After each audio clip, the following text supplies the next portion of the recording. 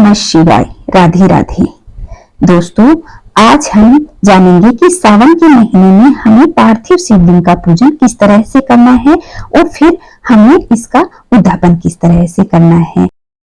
सावन के महीने में पार्थिव शिवलिंग का पूजन बहुत शुभ माना गया है। अगर आप पार्थिव शिवलिंग न बना पाए तो आपके पास में शिवलिंग है तो वह भी स्थापित कर सकते हैं, लेकिन सावन के महीने में पार्थिव शिवलिंग का पूजन करना बेहद शुभ माना गया है। तो आइए आज हम जानते हैं कि किस तरह से पार्थिव शिवलिंग बनाना है और किस तरह से पूजा करनी है। मैंने ये गमला लिया है, इसको अच्छे से साफ स्वच्छ कर लिया है। इसमें मिट्टी भरी है, मैंने साफ सुथरी मिट्टी लेकर के इसमें भर ली है। इसी से ही मैं शिवलिंग बनाऊंगी और फिर अपन पूजन करेंगे। तो ये जो मिट्टी ली है इसको मैं थोड़ा सा इसको गीला कर लूंगी। गीला करने के बाद में हम शिवलिंग का निर्माण करेंगे। पार्थिव शिवलिंग बेहद शुभ माना जाता है, तो इस तरह आप गीली मिट्टी से थोड़ा सा ऐसे लेकर के नीचे ये जलाधारी बनाते हैं, फिर ये ऊपर शिवलिंग बना करके इस तरह से आप यह शिवलिंग बना लें। फिर इसके बाद हम इस शिवलिंग का पूजन करेंगे। सावन के महीने में आप चाहें तो हर रोज पूजन कर सकते हैं या फिर आप सोमवार के सोमवार भी शिवलिंग का पूजन कर सकते हैं। सबसे पहले थोड़ा सा जल अर्पित कर दिया, उसके बाद हम कच्चा दूध अर्पित करेंगे। आप चाहें तो सिर्फ दूध अर्पित कर सकते हैं या फिर पंचामृत बना करके भी आप शिवलिंग में स्नान करवा सकते हैं। उसके बाद आप थोड़े से जल से फिर से स्नान करवाएंगे। इस तरह जल से स्नान करवाने के बाद में मैंने ये जो बीच वाली दोनों अंगुलियां हैं इन पे चंदन लगाया है, क्योंकि त्रिपुंड बनाने के लिए ये दोनों अंगुलियों को काम में लिया जाता है। इस तरह आप दो अंगुलियों से त्रिपुंड बनाएं, उसके बाद जो अपनी पहली अंगुली है उससे आप ये बीच में ये त्रिपुंड बना दें। इस तरह भगवान शिव का त्रिपुंड तैयार होता है। तीनों अंगुलियों को साथ में हम त्रिपुंड में नहीं लगाते, पहले दो बीच वाली और फिर पहली अनामिका अंगुली, उससे आप यह त्रिपुंड का निर्माण कीजिए। भगवान शिव को त्रिपुंड लगाने से अनेकों पुण्य प्राप्त होते हैं, इसलिए आप त्रिपुंड जरूर लगाइएगा। फिर मैंने ये कलावा लिया है, वस्त्र स्वरूप मैंने ये कलावा समर्पित कर दिया है। अब आप फूल अर्पित कीजिए। मेरे पास ये गुलाब का फूल है, मैंने ये अर्पित किया। आप चाहें तो मदार का फूल, आग का फूल, यह तो जरूर अर्पित कीजिए। दक्षिणा है, ये दक्षिणा मैंने अर्पित कर दी है। इस तरह आप दक्षिणा अवश्य चढ़ाएं। पूरे सावन के सोमवार करें तो आप सावन में चढ़ाएं, और अगर सावन के सोमवार नहीं कर रहे हैं तो आप हर दिन अगर आप शिवलिंग का पूजन कर रहे हैं तो 1-2 रुपए अवश्य आप अर्पित करें। और इस तरह मैंने ये बिल पत्र भी अर्पित किया है। बिल पत्र में आप तिलक अवश्य लगाएं। यह जो चिकनी साइड होती है इस तरीके से आप तिलक अर्पित करें, और फिर यह जो चिकनी साइड है इसको नीचा करके और शिवलिंग पर ये चिकनी साइड ही चढ़ाई जाती है। इस तरह से आप इस पे ये चढ़ा दें। आपके पास में धतूरा है या समी वृक्ष के पुष्प हैं तो वह भी अवश्य अर्पित कीजिएगा। समी के पत्ते भी शिवलिंग पर चढ़ाए जाते हैं, उससे भी हमें अनेकों पुण्य प्राप्त होते हैं। फिर मैंने ये दीप प्रज्वलित कर दिया है। इस तरह आप यह दीप जलाएं।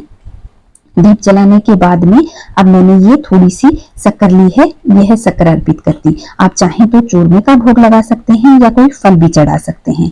मैंने ये थोड़ी सी शक्कर लेकर के शिव जी को भोग लगा दिया है। इस तरह भोग लगाने के बाद में थोड़ा सा जल लेकर के आप इस तरह ये मार के जल छोड़ दें। इस तरह से आप अपनी पूजा संपन्न करें और भगवान भोलेनाथ से प्रार्थना करें कि हे भोलेनाथ, मुझसे जो भी गलती हुई है उसके लिए आप क्षमा कर दें। और इस तरह आप पूरे सावन भगवान भोलेनाथ का पूजन करें। पार्थिव शिवलिंग का पूजन करने से करोड़ों पुण्य के बराबर यह हमें पुण्य प्राप्त होता है।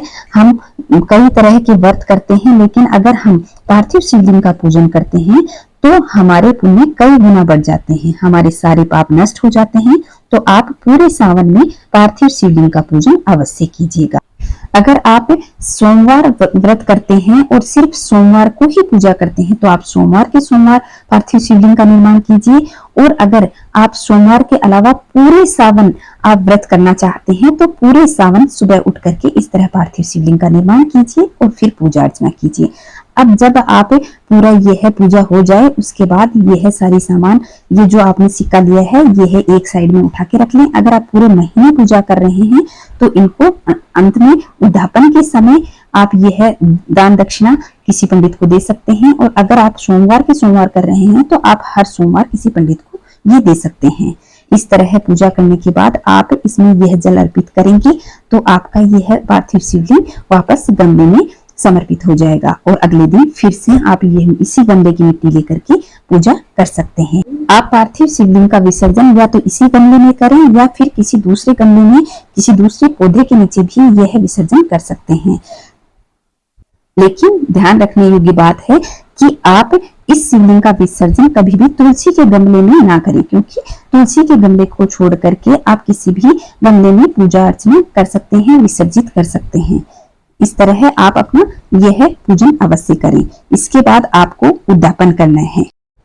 अगर आप पूरे महीने पूजन कर रहे हैं तो आप सावन के अंत में पूर्णिमा के दिन उद्यापन करेंगे, और अगर आप सोमवार के सोमवार पूजा कर रहे हैं तो सोमवार के अंतिम दिन आप अगला जो लास्ट सोमवार होगा उस दिन आप यह उद्यापन करें। उद्यापन में आप एक तो साड़ी ले लें, हरे रंग की चूड़ियां और श्रृंगार का सामान ले लें, और भगवान भोलेनाथ के लिए आप धोती कुर्ता का कपड़ा ले सकते हैं या पैंट शर्ट का आप कपड़ा ले सकते हैं।